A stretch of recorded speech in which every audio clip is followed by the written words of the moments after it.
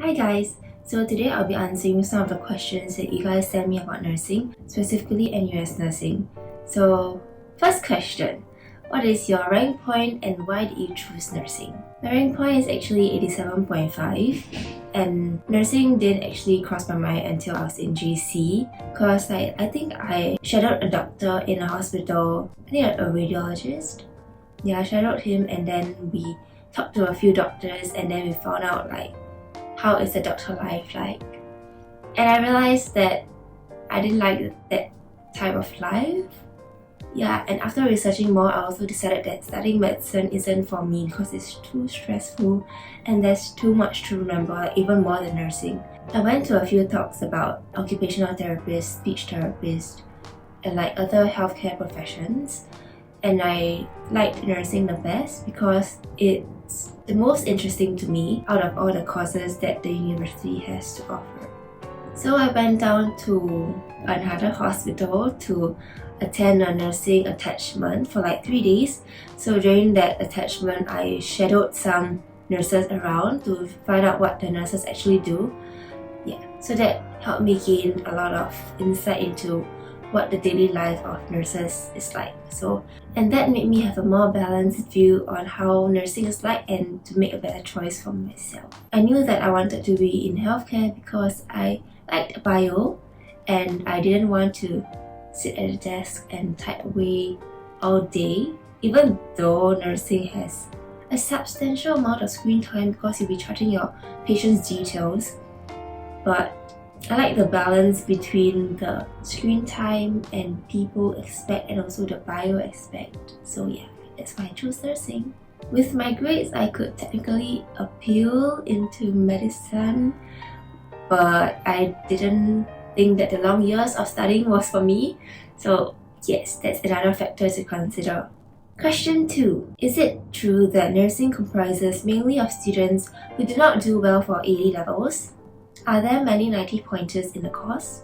Well, I'm not very sure about the 90 pointers because I don't go around asking people for their A-level results because it's not really relevant, I feel, in nursing because everyone starts off at the same point. Nursing is a new beginning for everyone. You start from the bottom and then you learn everything from start, so no worries. But I'm sure there's many 80 pointers like myself who gets scholarships and sponsorships throughout nursing, not only the first year before you get into nursing, but also throughout.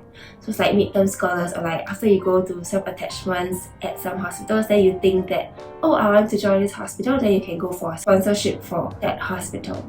Yeah, so A-levels isn't really a good gauge of your abilities. In JC, you might have some classes that you don't really like for me, GP and math, I didn't really like it, so I didn't really score very well for them in A-levels. Nursing is super different from JC in the sense that it's more bio-related and you focus more on bio, communications and nursing skills. Yeah, so it's something that you would be more interested in, I guess, if you join nursing.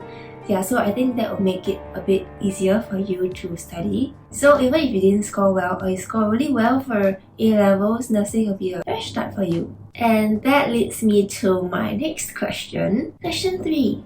Are there any false stereotypes or misconceptions about nursing? So a common stereotype is that nursing students aren't that smart or didn't score as well for A-levels or in poly. That's why they join nursing. Yeah, I heard a lot of comments like that from my friends, as in not my friends but from my nursing friends' friends. Yeah, okay, my friends are great. Well, there will be inevitably some people who score badly for their A's or their poly.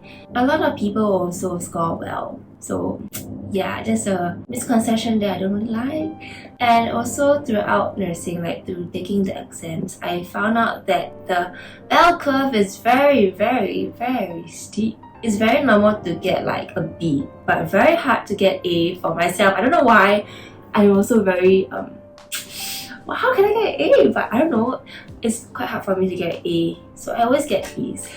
Yeah, so if I gotta compare grades wise, A-levels wise, I got 87.5, but I'm getting B's and I'm not getting A's, even though I'm technically supposed to be the top of the cohort, but Not really. So like grades doesn't matter, your A-levels does not matter.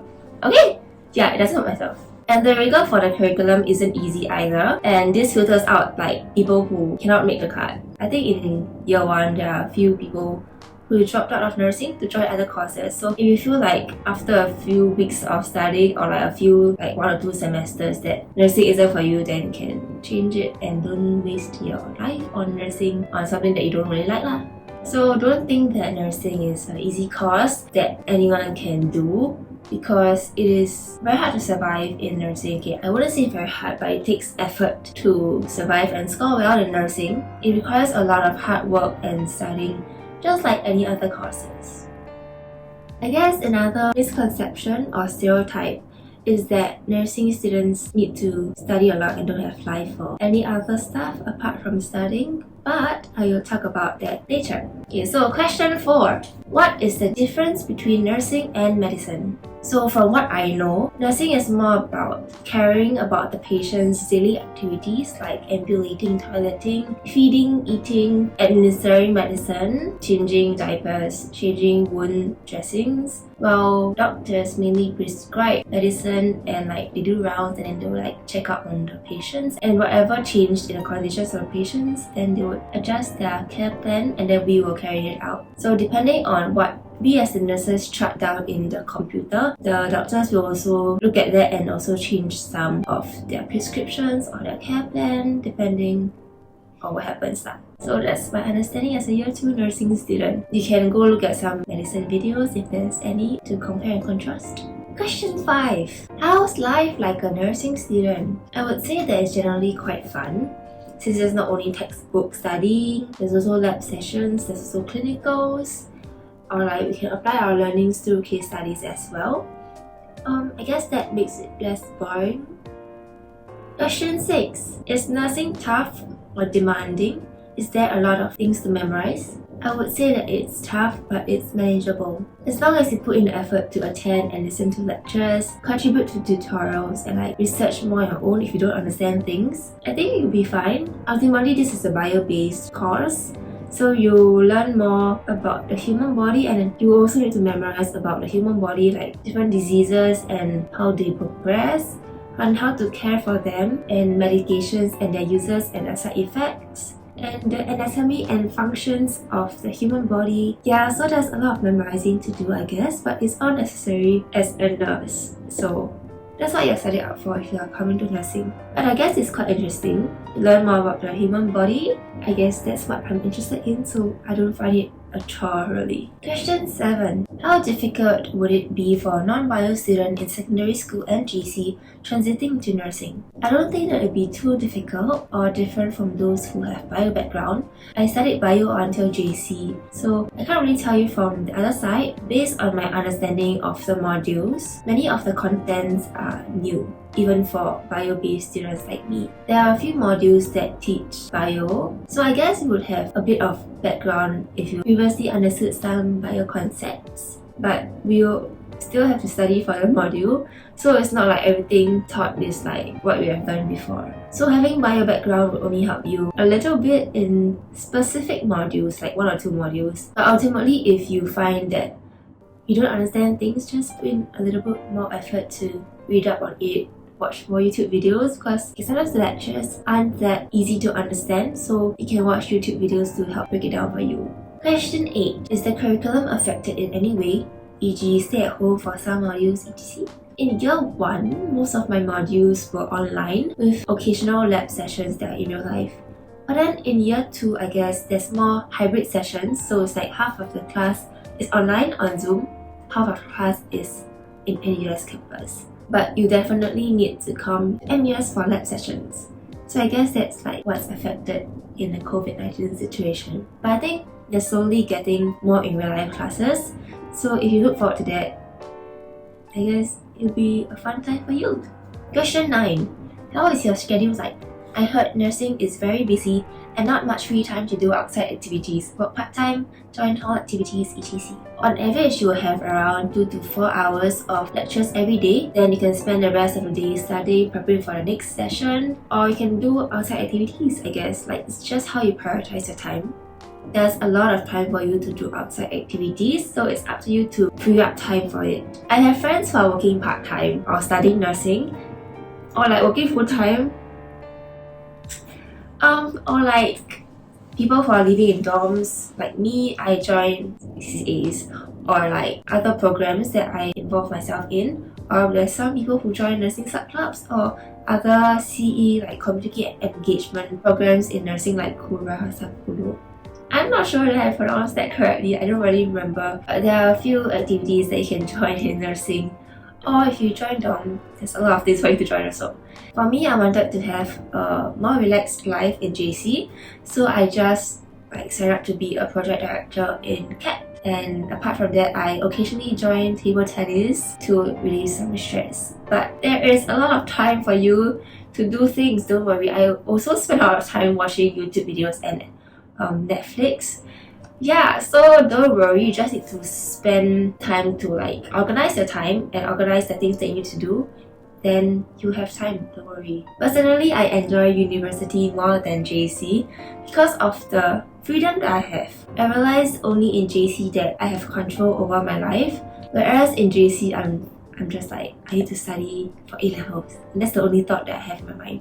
So university is very different from JC in that sense. You can explore things that you like, and you can don't study if you don't want to, and you can join this gardening webinar that appears in your email just because you like it, or you can talk to your friends until 12 AM if you're in a dorm.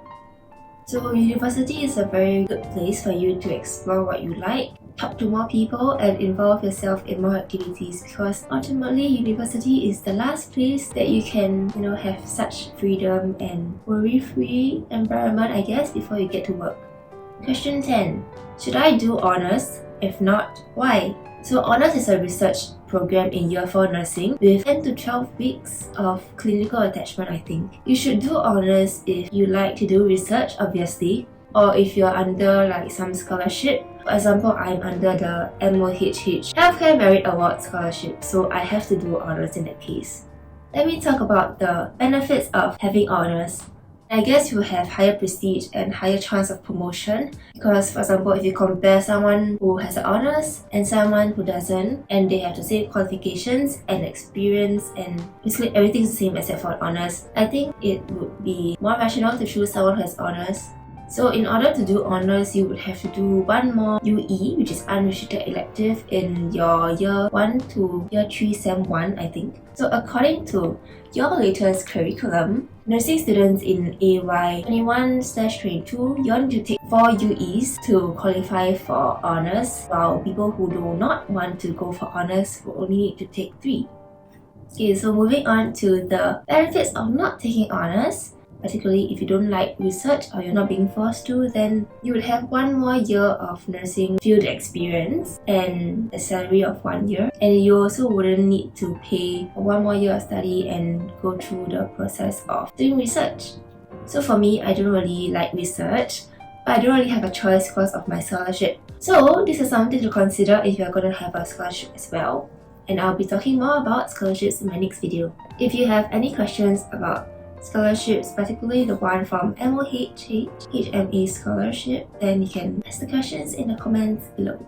This is the survey done in 2021 based on NUS graduates. The nursing with honours earn around 100 to 200 more. So I guess if that's your priority, then maybe you can consider taking honours. Question 11. Do you do IV on each other? No! We do them on mannequins in our lab sessions, and by that I mean measuring the fluid, ensuring the right IV and the right amount, ensuring aseptic technique, and collecting the tubes. But we don't do IV on each other. I heard that NS people do that. I don't know how true is that. Moving on to finances. How is the school fees like? Is there any additional spendings required on buying materials, equipment, or softwares? If you're a Singapore citizen, then you will need to pay $8,950 for each academic year. You will need to purchase your scrubs, which is this blue thing, and your white uniform, and your name tag, and your black nursing shoes, and go for your vaccinations. That's all that I can recall for now. There isn't any softwares that you need to buy, but you need to download Exemplify for having your exams. If you're on a scholarship, then some of these things are covered. So stay tuned for my next video. Moving on to clinicals. What is the clinical schedule like? So for every winter break, aka December, we'll have 2 weeks of clinical attachment. And for your summer break, around like May or June until August, until you start your next academic year, you have 6 weeks of clinical attachment. So basically your holidays are cut down by half compared to your other peers who will have their full holiday. But this is, I guess, necessary for us to gain actual clinical experience. You'll also be paid for your time, so don't worry about that. Can we choose our hospital attachments? If you're not bonded to any hospitals, yes, you'll be able to choose in year 1, but choose carefully because I'm not very sure whether you'll be able to change your rankings throughout the years. If you're bonded, for example, scholarship or sponsorship, you would be posted to your bonded hospital. Unless you're going for specialty postings, for example, if you're going for women and child, then you go for KKH. Next question. What is your most heartwarming experience in clinical? There was this uncle who was like having illness, a disease, which made him not able to move his limbs.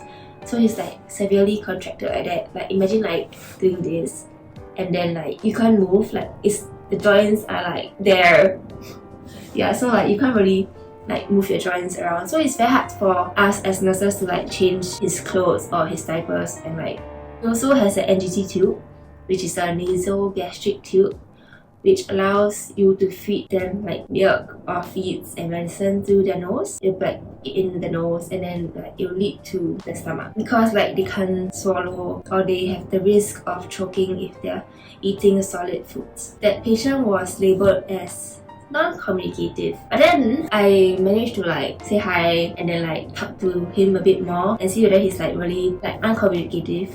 Because like even if someone's uncommunicative, I would tell them what I'm doing, because I think it's like basic human dignity to like tell them what you're doing, like talk to them even though they may not respond. Yeah, so basically I talked to this uncle and then he responded. So I was like, what's your name? In Chinese lah. And then like he responded and I was like, I realized that he could understand and answer simple questions. And then on that day, it was cold as well. It's rainy and it's very cold. And then like I touched his skin and he was like, so cold. So like I put a blanket on him. Yeah, so I think that was one heartwarming experience because I managed to find something different about the patient. So his status changed from non-communicative to minimally communicative, which is good, I guess. Yeah, and then I guess I also helped him feel warm in the cold weather, and also I guess I talked to him more. Moving on to life as a staff nurse. How's work life beyond university when you first start as a staff nurse? So I can obviously only speak from clinicals, but if any of you nurses are watching this, maybe you can share your experience in the comments. So I guess the work life that you're expecting depends on which department or specialty you're posted to. I've only been posted to medical surgical ward that like receive post-op or pre-op patients with chronic conditions like diabetes or hypertension. So I can't really speak for other specialties. But from what I understand from 2 nursing attachments is that from 7 to 8 a.m. like morning shift, 7 to 8 a.m. they'll be passing report from the previous shift. Then from 8 to 11, we'll be like taking vital signs, changing diapers, feeding breakfast, giving morning medications, other morning routines that you need to do like brushing their teeth or cleaning their faces. Then from 11 to 1, you'll be finishing up what has not been done yet, receiving new patients or discharging patients, charting down the details like typing on the computer, and handing over to the next shift. So that's generally what I observe, but I'm not a real nurse yet, so I'm not really sure how the procedure is like actually. Next question. When can we choose to specialize? Wow, this is a very forward-thinking question. So from what I heard, after you graduate, you would have rotations around the hospital in different departments, and then you would definitely need to have basic like at least 1 to 2 years of clinical experience. After you gain the basic nursing experience, then you'll be able to specialize depending on what the hospital requires and what you like, I guess. Next question. Who do you think would be suited for nursing? I think that if you want to study nursing, you need to have the heart to care for patients and for people in general, because you'll not only be dealing with the patients but also their family members, and sometimes they may not be in the best mood. You will also need to have resilience and the desire to improve on what you have done wrong, and you will also need to be able to pay attention to the details, because details are very important, especially when you're dealing with people's lives. Okay, second last question. How did you manage your parents or relatives without them thinking you don't know what you're getting yourself into? For myself, I went for a few attachments before I chose nursing. So I read up more about nursing through the talks that I've been to. And then I also went to nursing attachments at hospitals, like shadowing the nurses in the hospitals.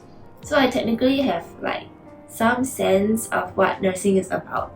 So I guess one way to combat this is to find out more about nursing and why you really want to join nursing. And the best way to do this is going on a job shadow, because that's where you really observe the nurses doing their job. There are a lot of online resources out there for you to reference and think about. Make use of all those resources and really go out of your way to experience what nursing is like even before you join nursing. Okay, so last question of the day. Would you recommend studying nursing? I would recommend studying nursing if you really like it. Ultimately, it's still a job that is always in demand and is quite versatile as well. You can go overseas to do nursing. But I'm sure you've seen many articles, especially in this COVID period. You may feel helpless or tired after a shift, or you may feel fulfilled after changing a part of someone's life, even though it's quite small. You'll be experiencing a lot of things and a lot of emotions as a nurse. So being able to regulate your emotions is important as well. You'll also be dealing with patients and their family members at their worst. Maybe they're not as polite because they're worried about their son or their daughter, or they're in pain.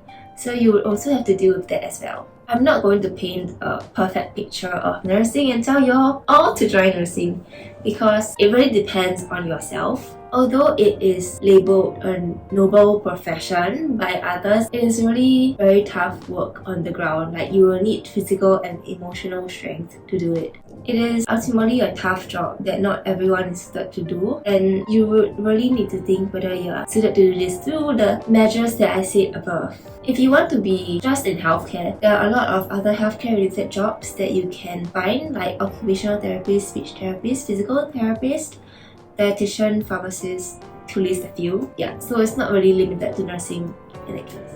Okay, so we have come to the end of the Q&A. I hope that I've answered some of your questions, and if you have more questions, feel free to comment down in the section below. And if you are a nurse or other nursing students who would like to share your experience as well and advice on nursing, feel free to comment as well. That's all for today. In my next video, I'll talk more about the scholarships and sponsorships that you can get as a nursing student. I'll see you in the next video. Bye! Kama Sutra, does it suit you? Your velvet dress